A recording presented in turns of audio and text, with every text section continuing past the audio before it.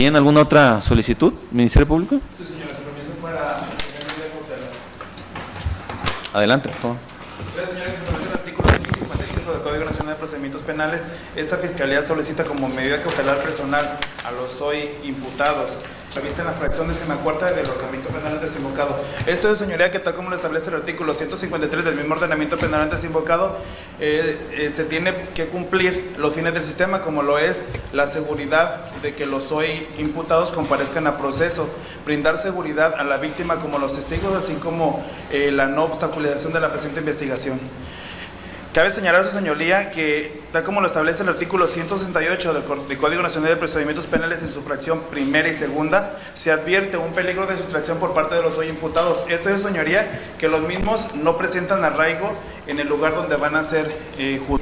El imputado de citas, este no cuenta con un arraigo fijo, toda vez que proporciona un domicilio donde refiere que tiene viviendo 4 meses, del cual la fuente, que en este caso es la abuela del imputado, no corrobora dicha información, además de ocultar información al evaluador, puesto que no refiere el domicilio anterior. Se destaca también, su señoría, que no cuenta con trabajo, puesto que refiere que tiene como empleo ayudante de tabla roca, la cual también, su señoría, la fuente no fue corroborada. Del mismo modo, señoría, se puede advertir que el hoy imputado de cita Samuel consume sustancias adictivas como lo es la marihuana y el alcohol. Concluyendo, dicho evaluador que del análisis considera que la libertad del entrevistado pudiera ser difícil de cumplir. En lo que ve al imputado de nombre Pablo Fernando Mendoza Ruiz, su señoría, se advierte también que no tiene con el asentamiento familiar que denomina el arraigo por el domicilio, toda vez que refiere a un domicilio en el cual tiene como temporalidad viviendo 15 días y en otro domicilio que tiene viviendo 4 meses. De dichos domicilios supuestamente son rentados, la cual la madre del imputado, refiere, señoría, que no corrobora la información, puesto que hace el conocimiento al evaluador que tiene más de un mes que se fue del domicilio.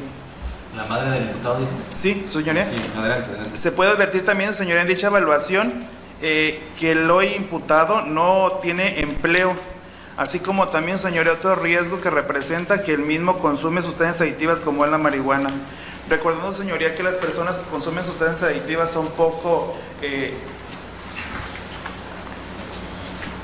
responsables en su actuar, puesto que no obedecen las indicaciones que se le realizan. En lo que ve a la segunda fracción del numeral antes referido, señoría, del peligro de sustracción, que se basa al máximo de la pena que en caso pudiera llegar a imponerse a los hoy imputados, señoría, se puede advertir que el hecho atribuido de robo calificado que prevé el artículo 300, que sanciona en el artículo 380 fracción segunda en relación con el último párrafo del 381, señoría, atendiendo que existió un incremento por la calificativa, puesto que las sanciones son de 2 a 4 años, con el máximo de la calificativa, que es de 1 a 5 años, el máximo de la pena, que sin prejuzgar que en su caso pudiera llegar a imponerse en juicio, señoría, pudiera una pena máxima de 12 años de prisión. Y su señoría, además de que el media aritmética serían 6 años, lo cual aumenta el riesgo, puesto que no tendrían el beneficio de la conmutación de la sanción. Además, señoría, hay que advertirse que el hecho cometido en el presente causa que hoy nos ocupa es con medio violento, que tal como lo prevé el artículo 19 constitucional, señoría, que prevé que todo hecho cometido con medio violento amerita una pena privativa oficiosa. Además, que lo corrobora en similitud de transcripción del numeral 167 del Código Nacional de Procedimientos Penales. Es de advertido, señoría, que es obligación también del Estado garantizar la seguridad de la ofendida, así de la víctima y la ofendida y los testigos, puesto como se puede advertir, señoría, los hoy imputados saben y conocen el domicilio de la misma, que la tienen identificada y reconocen, y pudiera correrse el riesgo de que la misma pudiera sufrir revictimización. Por tanto, señoría, otra medida cautelar que se les pudiera llegar a imponer no cumplirá con los fines del sistema que prevé el artículo 153 del ordenamiento penal antes invocado, resultando, su señoría, proporcional a lo que establece el artículo 156 del mismo ordenamiento penal antes invocado por los razonamientos expuestos antes invocados por parte de esta Fiscalía. Es cuanto, señoría. Asesora. De acuerdo con la medida solicitada por el fiscal, toda vez que otra medida cautelar sería insuficiente que pudieran cumplirla los mismos imputados, toda vez que, como ya lo mencionó, una persona adicta es incapaz de cumplir con sus obligaciones procesales. Asimismo, muestran un riesgo de sustracción, toda vez que no muestran con un arraigo domiciliario. Es cuanto, señoría. Cira, ¿quiere hacer alguna manifestación? El temor que tengo por la seguridad mía y la de mi familia. Es todo, señoría. ¿Es todo? Defensa, su turno. Gracias, señoría. Bien, ya una vez escuchado la solicitud que hace el fiscal en cuanto a las medidas cautelares que está solicitando a este órgano jurisdiccional. Bueno, señoría, pues esta defensa quiere hacer la siguiente manifestación, que no estamos de acuerdo con la misma petición que hace el fiscal. Basándose el fiscal principalmente a pedir la prisión preventiva, siendo que pues las medidas cautelares, como propiamente se señala en el artículo 153, las reglas generales para las mismas, es indispensable pues para asegurar la presencia del imputado en el procedimiento, siendo que la petición de la fracción 14ª, que es prisión preventiva, pues es la más dañina, es la más en perjuicio de los aquí presentes, siendo que esta defensa pues propone que sean diversas medidas cautelares, como lo señala el propio artículo 155 en sus fracciones primera y segunda, que puede ser una firma periódica o exhibición de garantía económica. ¿Por qué esto? Bueno, pues porque no es ¿Es algo que manifestar? No. Última intervención, Ministerio Público, antes de proceder a resolver.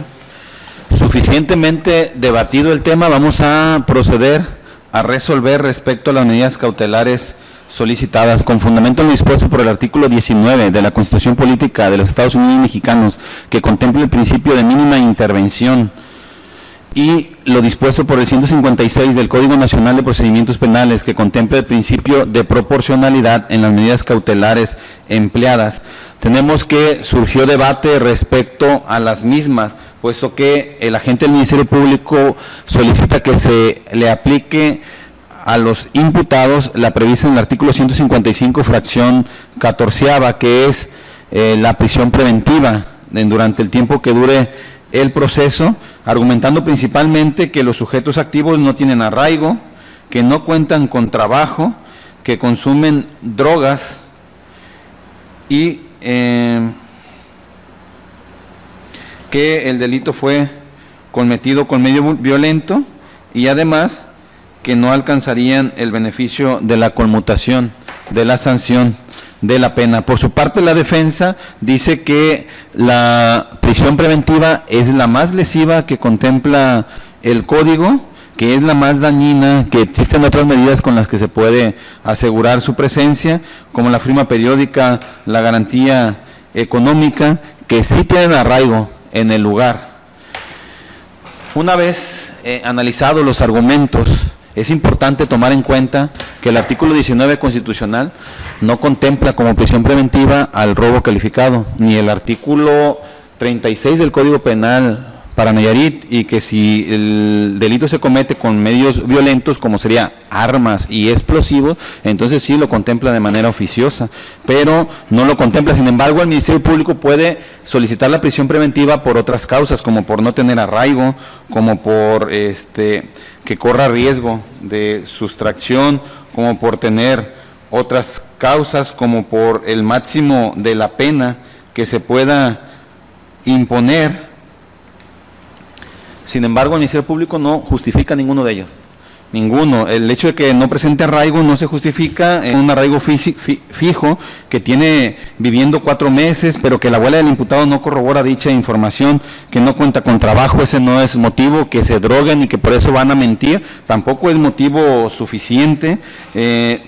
Al contrario, se advierte que tienen familiares. Mencionan que de Samuel es la abuela la que se encuentra aquí, la que manifestó que no tenía arraigo, que no les pudo corroborar. Sin embargo, tiene familiares aquí. Y por su parte, respecto al diverso imputado de nombre Pablo Fernando Mendoza, dice que fue su propia mamá quien no corroboró la información de que no tuviera domicilio, el hecho de que estén rentando no significa tampoco que no tengan arraigo, tienen familiares aquí viviendo, el hecho de que consuman drogas no significa que por el solo hecho de ser adicto vayan a decir mentiras o sea una evidencia contundente de que por ese solo hecho digan mentiras, además de que eso no es elemento suficiente. La situación de que no alcancen la conmutación es incorrecta por parte de la gente del Ministerio Público. Si bien el tipo penal base contempla sanciones de 2 a 4 años, un término medio aritmético, estamos hablando que son 3 años,